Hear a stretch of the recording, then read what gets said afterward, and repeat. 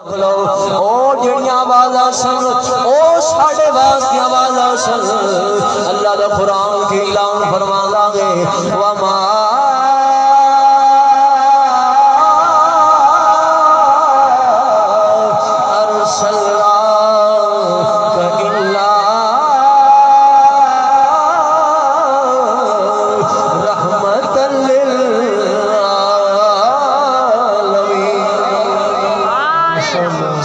شریک اکبر رضی اللہ تعالیٰ عنہ آپ حیران ہو گئے پریشان ہو گئے سجدے سرکار دی پاک بارگاہ دے اندر حاضر ہوئے نے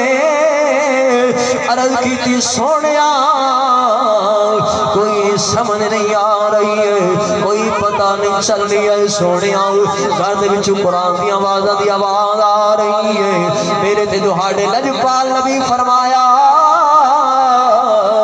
اے ابو بکر صدیق سن لے کدرے میری زلفاں دا وال لے کے نہیں گیا ہے حضرت کی سونیا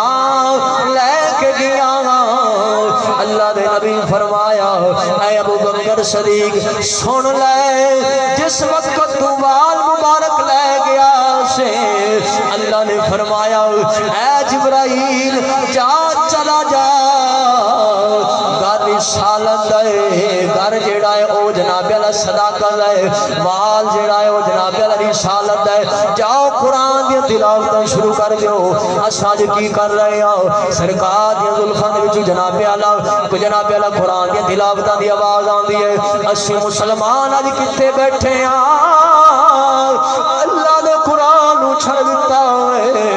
نبی دے فرمان نو چھڑ دتا ہے کیونکہ اس واسطے کیونکہ جس وقت اللہ دا قرآن فرماندا ہے جس وقت تسی دوئی نو چھڑ دیو گے پھر تہاڈے اوتے جڑے حکمران ہون گے او مسلمان نہیں ہون گے او جڑے تہاڈے اوتے حکمران ہون گے بے ایمان ہون گے آج اوہیو گل ہے اساں قرآن نو چھڈیا در در دے دکے کھا رہے ہاں او سجنوں یاد رکھ لو حضور دی غلامی دے اندر آ جاؤ دنیا بھی سور جاوے گی عشر بھی سور جاوے گا آخری گل جناب اعلی حضرت مولا علی پاک شیر خدا کرم اللہ وجہ الکریم آپ سرکار خیبر دے مقام تو واپس آ رہے سن اللہ دے نبی فرمایا اے علی آرام کر لے شاہ عبدالحق محدث دہلوی رحمت اللہ علیہ آپ نے مدارج النبوت کے اندر لکھیا ہے اللہ دے نبی فرمایا اے علی آرام کرنا ہے جناب علی یاد رکھو سر نبی دسی گود علی دیسی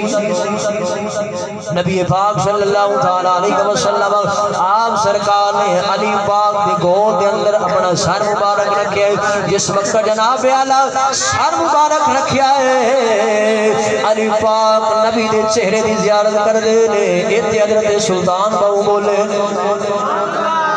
خود پھر سنا دئیے